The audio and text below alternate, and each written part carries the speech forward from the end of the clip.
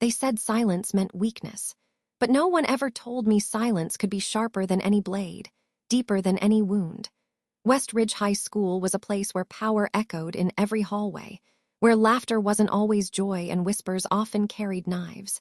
Students moved in clusters, orbiting around invisible suns of popularity and dominance. I moved alone. My name is Eva Moretti, 13, invisible, a ghost in the middle of bright neon lights. I walked with my head down, my hair falling like a curtain to shield me from their stares. Every day felt like a battle fought without weapons, only walls. Connor Hayes ruled these halls like a young king. The son of a hotel tycoon, he believed the world owed him its knees. His laughter was sharp, his words venom wrapped in velvet. Behind him, Lena Parker trailed like a loyal shadow, giggling at every cruel joke, every thrown insult. They saw me as easy prey, a stray lamb in a field of wolves, no friends, no voice, just empty eyes. At lunch, I sat at the farthest corner, counting seconds like a prisoner marking days on a wall. My sandwich always the same, simple, silent. When I looked up, their eyes cut through me, slicing into the parts of me I thought I had buried deep. Home wasn't a sanctuary.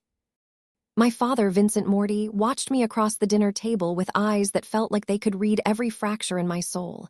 His silence was heavy, thick like smoke in a closed room. "How was school?" he asked once. I looked at my plate. "Fine," I lied. He didn't ask again. At night, I stood before the mirror, watching my reflection breathe. Watching the girl who didn't cry, didn't scream, didn't beg. The girl they thought they could break. They didn't know. They didn't know that silence is not emptiness. Silence is a storm waiting, a blade sharpening. And they would learn soon. They said if you wanted to survive at West Ridge High, you needed to be loud. You needed to be seen. You needed to belong to a pack. I chose the opposite. Every morning I walked through the front gates alone, my steps echoing on the pavement, my eyes locked on the cracks beneath me. The other students moved in colorful groups, laughing too loudly, shoving each other, hungry for attention. I moved past them like a shadow slipping under a door. My hair, long and dark, fell forward to cover half my face.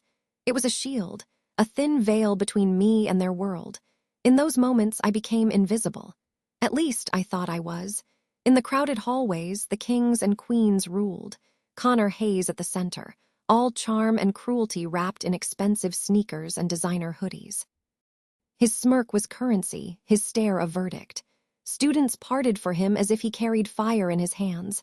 Beside him, Lena Parker clung to his arm. Her laughter sounded like broken glass, sharp and cutting. Her eyes followed every movement, searching for the next weak spot to tear open. I was just another mark. Another easy story to write on bathroom walls. When he passed me, Connor would sometimes brush his shoulder against mine, just enough to make my books fall. He never looked back. His friends snickered, waiting for me to react, but I never gave them that gift. In the cafeteria, my table sat in the far corner, under a broken light that flickered like a dying star. My lunch was always simple. A peanut butter sandwich, an apple, a small bottle of water. Predictable, silent. Every bite felt like a ritual. Every chew, a countdown to the next move. Around me, the world buzzed with noise I didn't belong to. I watched them from the edges, studying their games, their alliances, their fragile thrones. Home wasn't different. My father, Vincent Morty, sat at the head of a long, polished table. His suit immaculate, his watch always catching the light like a blade. He spoke little, but his eyes asked every question I refused to answer. "Are they bothering you?" He once asked. I shook my head, staring at my untouched glass of water. He didn't push further. Instead, he leaned back, his fingers drumming softly on the table, each tap echoing like a silent promise. That night, I stood alone in my room, the moonlight slicing across my floor like a silver knife. I watched my reflection in the mirror, my hair still hiding half my face. I whispered to the girls staring back at me. Not yet. I closed my eyes and listened to the silence around me, a silence that wasn't weakness, a silence that was learning, gathering, becoming something they could never touch. Tomorrow, I would walk the same halls. Tomorrow, they would laugh again. But each day, each whisper, each shove only carved my resolve deeper. They thought they had already won. They had no idea. And one day, they would understand what silence truly meant. Connor Hayes noticed me the same way a lion notices a limping deer. His eyes found me in the crowded hall one morning, locking on like a predator discovering a new game. I felt the shift in the air before I even looked up. His laughter echoed louder that day, bouncing off the lockers, twisting into my ears like a cold wind. Lena leaned into him, her glossy hair shimmering under the fluorescent lights. Her voice, always too sweet and too sharp, spilled into my space. "She's so weird, Connor, look at her, like she doesn't even exist." Connor's smile spread slow and cruel. "That's exactly why she's fun," he said, his voice low, meant only for her, but I heard every word. The first day, he bumped into me, hard enough that my books slipped from my hands and scattered across the floor. Pages spread like fallen birds. I knelt down, picked them up one by one. Around me, laughter flickered like cheap neon signs. I didn't look at him. I didn't look at anyone. I just gathered my pages, stood, and walked away. But that wasn't enough for him. The next day, he pushed my tray off the lunch table, my sandwich splattering against the linoleum. Lena shrieked with laughter, clapping like a child at a puppet show. The whole cafeteria turned to watch. I bent down, picked up the broken pieces, and threw them into the trash. No tears, no trembling, no words. Connor's eyes followed me, puzzled. His fingers drummed against the table. For the first time, his smile twitched, cracking at the edges. He started to test me more, knocking my shoulder as I passed in the hall, whispering as he blocked my locker door. "You think you're better than us, too quiet to care." I never answered. Sophia Reed, the girl who sat in the back of science class, watched from a distance. Her eyes were wide, worried, but she never stepped forward. She was the kind who understood that stepping into fire only got you burned. Each day, Connor's attempts grew sharper. A spilled drink on my homework, a shove into the wall. A note slipped into my locker. "Freak!" But no matter what he did, he couldn't make me flinch. He couldn't draw a single sound from me. That silence, the one he thought meant weakness, started to crawl under his skin like a splinter. At lunch, Lena poked at her salad, eyes darting between Connor and me. "She doesn't even fight back," she whispered. "Are you sure this is worth it?" Connor leaned back, his eyes cold. "That's what makes it worth it. She thinks she's untouchable. I want to watch her break." That night in my room, I watched my reflection again. My lips barely moved as I whispered to her, "Let him try." Outside, rain tapped against the window like impatient fingers. Inside, the silence wrapped around me, steady and alive. Tomorrow, he would push harder. Tomorrow, he would think he was winning. But tomorrow was just another step in a dance he didn't know he was already losing. The cafeteria hummed with 1,000 voices, forks scraping plates, chairs dragging across the floor like dull knives. But in that noise, I felt a stillness building around me, heavy and watchful. I sat in my usual corner, my sandwich unwrapped, my apple untouched. My fingers moved slowly, as if savoring the ritual, as if each bite might hold back the storm. Connor rose from his table, his movement sudden and sharp. His friends paused mid-laugh. Lena's hand hovered over her drink, her eyes widening, sparkling with cruel curiosity. Connor walked toward me as though the floor parted for him. Every eye turned, like iron filings drawn to a magnet. He didn't slow down. His hand snatched my lunch bag from the table, waving it above his head as if he had captured a rare prize. "Let's see what the ghost eats," he shouted, grinning. His voice cut through the cafeteria, silencing whispers, replacing them with a charged hush. He tore open the bag and pulled out my simple sandwich, his nose wrinkled in disgust. "Really? This is it? Did your dad spend all his money on shady deals and forget to feed you?" Laughter roared around us, thick and echoing, bouncing from wall to wall like bullets. I didn't move. My eyes stayed on him, steady as a winter lake. Connor's grin twitched, his excitement twisting into something darker. He dropped the sandwich onto the floor, slowly lifted his foot and ground it into the tiles. The bread flattened, the filling smeared in a messy halo around his sneaker. "Pick it up," he said, his voice soft but sharp as a blade. I didn't. He bent lower, his breath sour with arrogance, his eyes burning. What too good to crawl like the rest of us? I stayed seated, my hands folded, my gaze locked on his. My heart was steady, each beat echoing like footsteps in an empty hall. For a moment his face froze. The laughter around us faltered, dipping into uneasy silence. Behind him, Lena's smile cracked, her fingers tightening around her cup. Sophia, at a distant table, watched with her fork halfway to her mouth, her eyes trembling. Connor's jaw twitched. He slammed his foot down again, harder, the sound sharp and final. He expected a flinch, a gasp, a single crack in my armor. But there was nothing. I rose slowly, brushing imaginary dust from my skirt, and looked at him one last time before turning away. The room felt as if it inhaled all at once. Every pair of eyes followed me, some wide with shock, some eager for more blood. I didn't run. I didn't hurry. My steps were soft but unbreakable, the floor steady under me. As I passed the tables, I felt them shrink back, unsure if they were watching a victim or something else entirely. Outside, I stepped into the gray light, the echo of laughter still clinging to my skin like cold rain. I let it wash over me. I felt it sink in, deeper than bone, feeding something I had been growing in silence. In that moment, I understood him better than he understood himself. He wanted to break me, but every act only carved my shape clearer. When I reached the edge of the courtyard, I paused, eyes on the sky. A thin, cold breeze slipped through my hair. I whispered to it. Almost. The next morning, the world felt different before I even opened my eyes. My phone buzzed over and over on the nightstand, a chorus of sharp vibrations slicing through the early silence. When I finally looked, my screen was flooded. Messages, unknown numbers, photos. The first image burned itself into me, my face, twisted into something monstrous, eyes stretched and blackened, lips warped into a grotesque smirk. Above it, bold red letters screamed, "Psycho Morty." The comments spiraled below like flies on rotting fruit. "Freak. She'll shoot us all one day. She belongs in a cage." I scrolled, my thumb moving slowly, my pulse a steady drum in my ears.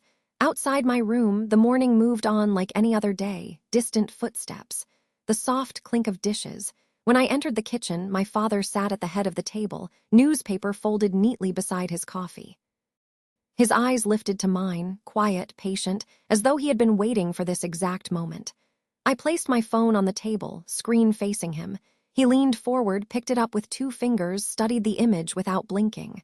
The silence felt alive, thick enough to touch. His eyes moved from the screen to my face. "Who did this?"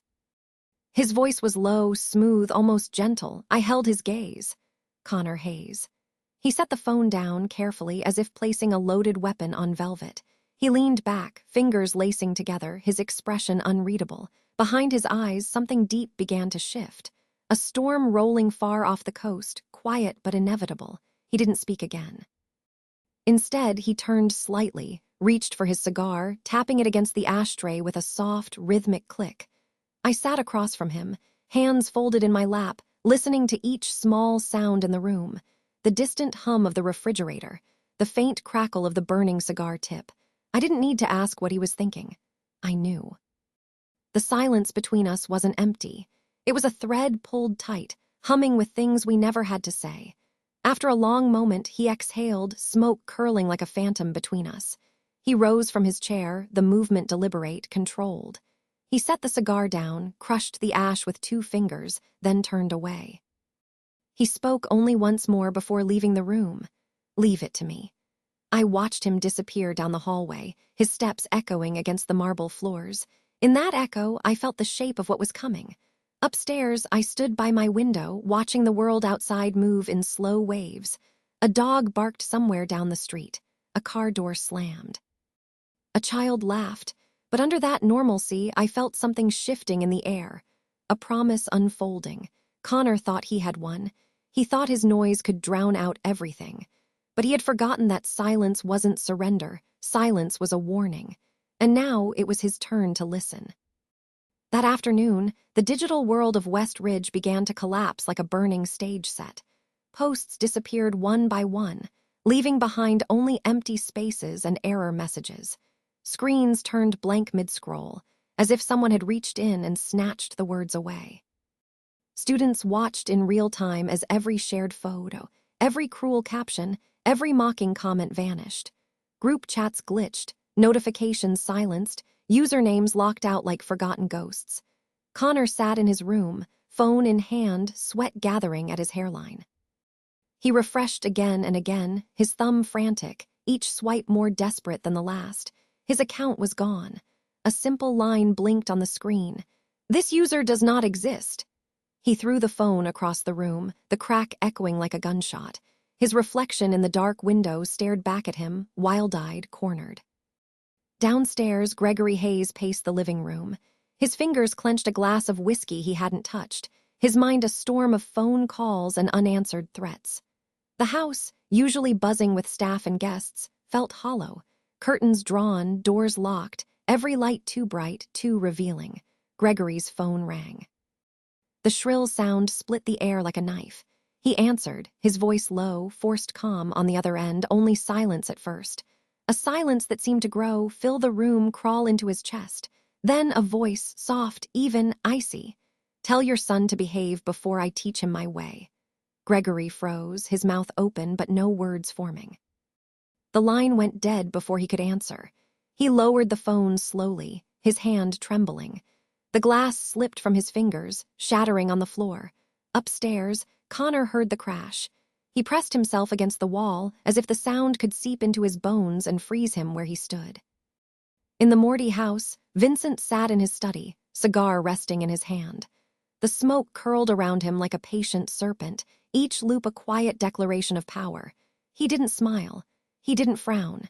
He simply waited, listening to the crackling tip of the cigar, each ember a slow heartbeat. At school the next day, whispers slipped through the halls like cold drafts. "Did you see everything? Gone. He just vanished, no posts, no pictures, nothing. I heard someone made it all disappear overnight." Lena watched her phone screen pale, her fingers shaking as she scrolled through emptiness. Her laugh from yesterday felt miles away, lost and meaningless. Sophia sat alone in the library, her eyes moving over the same sentence in her book without seeing a word. And me, I walked the halls in quiet steps, each footfall a silent drum. Their eyes followed, wide and unsure, their mouths closed tight. I didn't need to say a word. I didn't need to look at them. The echo of what was gone spoke louder than I ever could. Outside, a crow perched on the fence watched me pass. Its feathers glistened black as ink under the morning sun. I looked up at it, nodded once.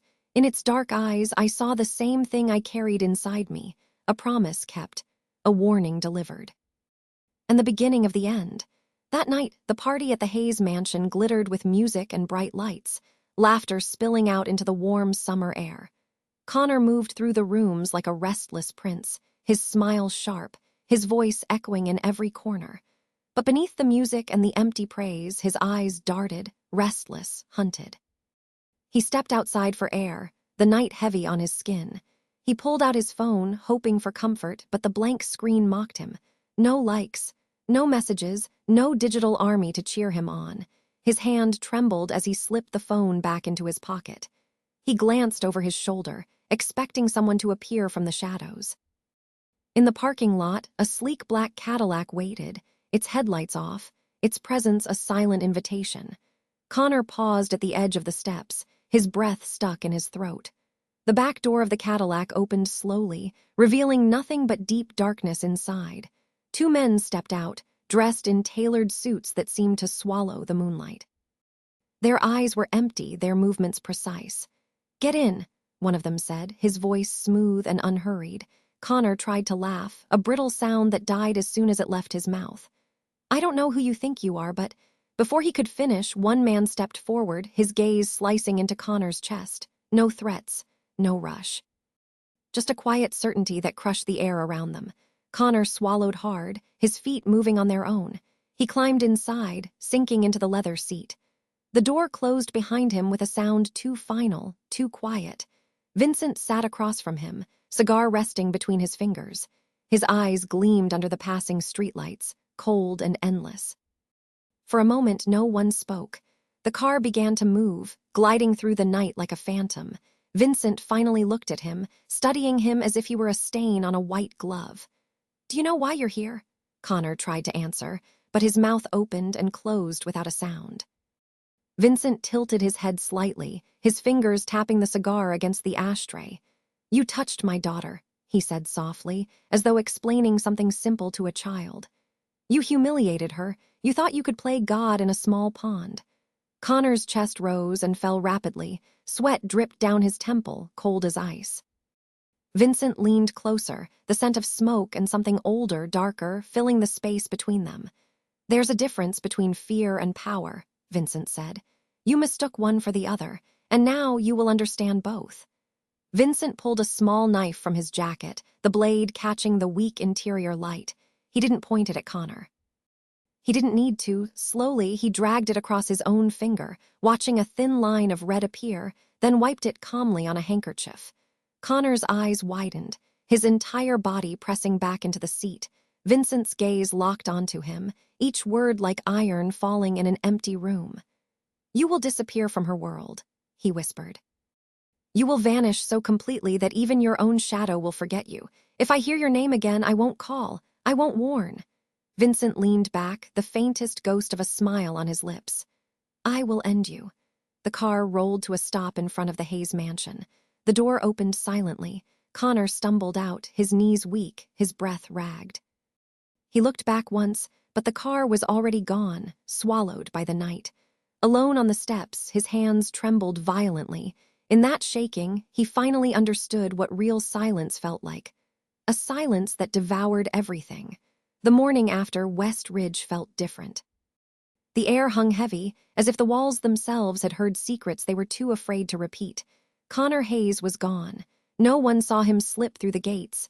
No laughter, no swagger, just absence wide and echoing. Whispers crawled through the hallways like slow-moving fog.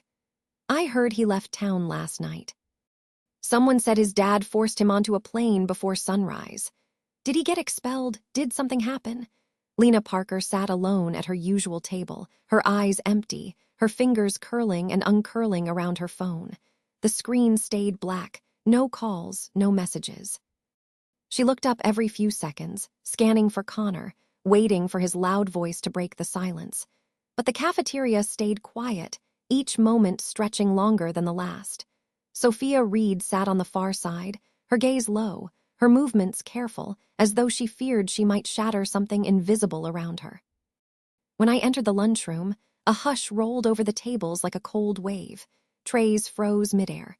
Conversations died in half-formed words. I walked past them, my steps calm and even, my eyes fixed forward. No one dared look at me directly. Those who once giggled behind their hands now stared down at their laps. Those who had pushed me aside now shrank against their seats, as if afraid my shadow might stain them. I took my seat in the far corner, the same table under the broken light. But today, the flicker felt almost comforting. I unpacked my sandwich slowly, my fingers steady, the rustle of the wrapper loud in the charged quiet. For the first time, I ate without glances thrown like knives, without laughter echoing around me. Outside, a breeze rustled the leaves against the cafeteria window. Each flutter felt like a quiet applause, secret and unseen. In the hallway after lunch, Lena rushed toward me. Her footsteps faltered as she reached my locker. Her mouth opened, but no words came out. Her eyes pleaded, but I only glanced at her, then turned back to my books. She froze, her hand hovering inches from my arm. I closed the locker with a soft click, the sound final. When I walked away, I felt her eyes burning into my back, heavy with regret she couldn't voice. Gregory Hayes stood by his mansion window that afternoon, watching the driveway where Connor had stood just hours ago. His hands trembled around a half-empty glass of scotch. He understood now that power wasn't in the loudest shout or the brightest stage lights. It was in the quiet spaces, the places no one dared to enter. That night I stood by my bedroom window, the moon hanging pale and watchful above the city. I pressed my hand against the glass, feeling the coolness seep into my bones. I whispered into the darkness, my voice a thin thread. "Now they know."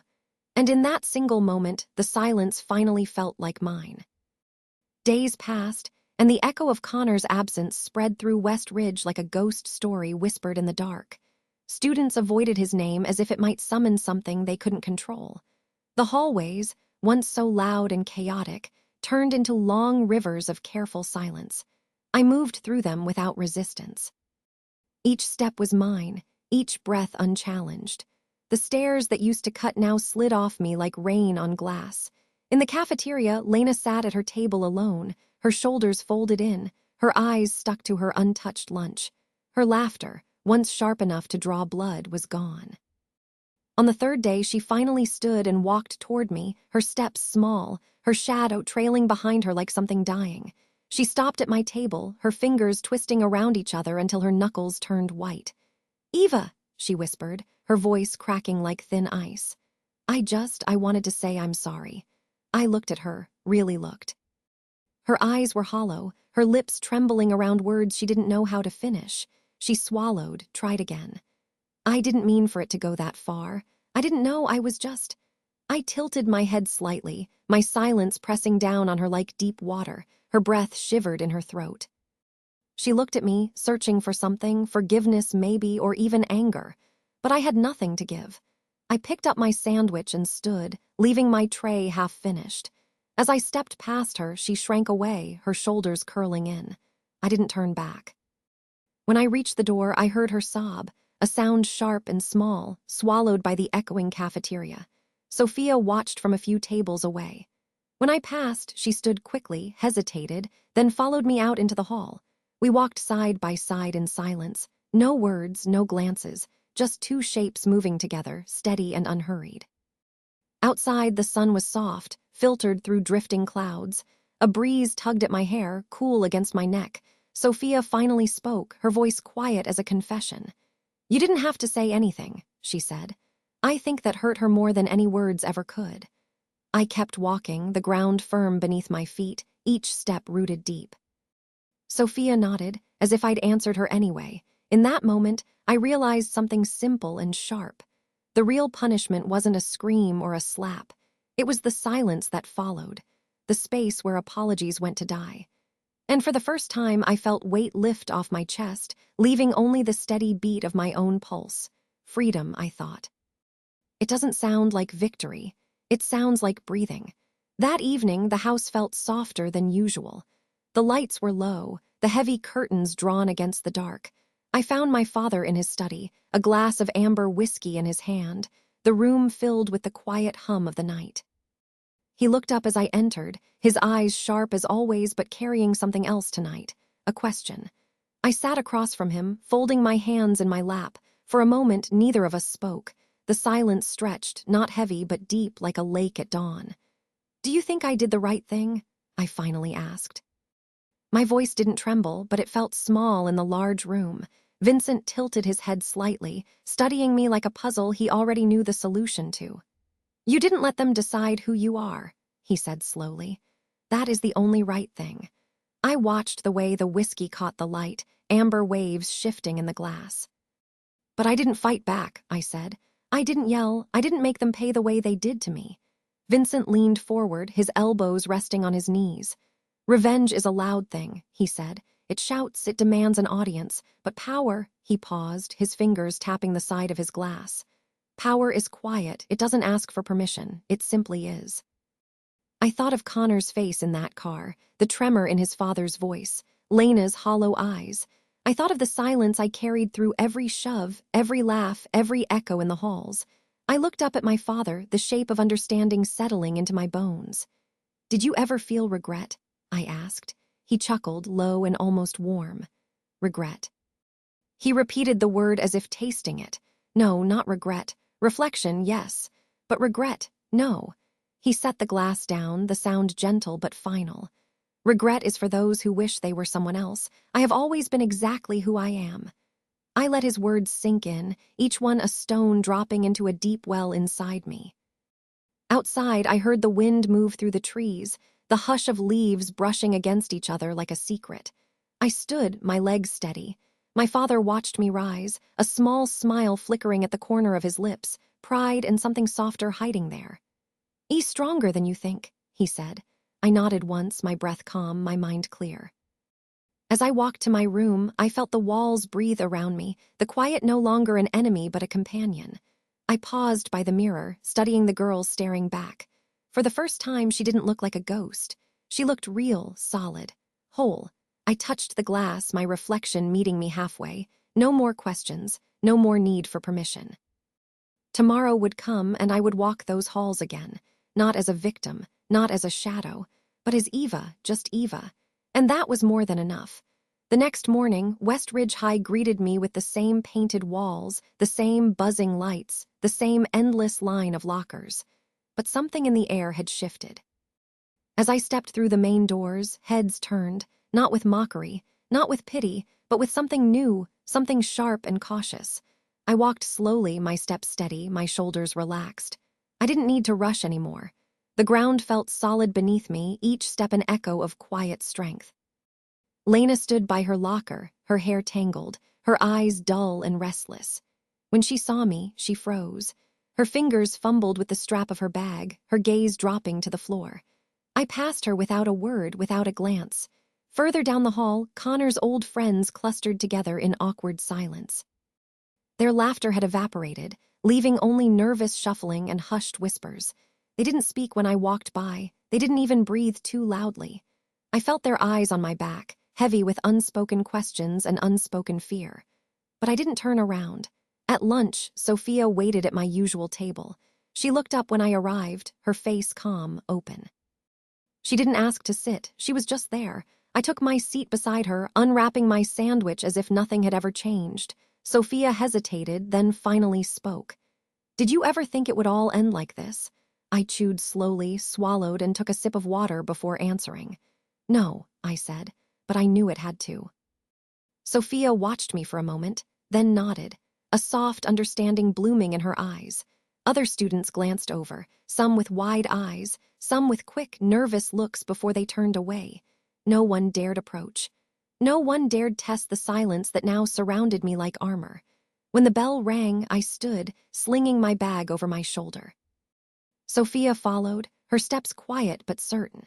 Outside, the sky was clear, pale blue stretching forever. A breeze lifted strands of my hair, cool and soft against my skin. I felt it move through me, washing away the last echoes of what had been. As we walked to the gates, I glanced back once, just once, at the school behind me. No more shadows in the corners, no more echoes of laughter slicing into me. I turned forward again, the path ahead bright and open. For the first time, I wasn't trying to disappear. I wasn't trying to be anyone else. I was just Eva. And that was all I ever needed to be. Somewhere deep inside, I knew they would keep whispering. They would keep guessing, keep twisting their own fears into stories. But it didn't matter, because real power isn't in the noise. It's in the quiet you choose, the quiet that belongs to you alone. As I stepped through the final gate, I breathed in deeply, my heart beating slow and strong. No one owned my story now, only me.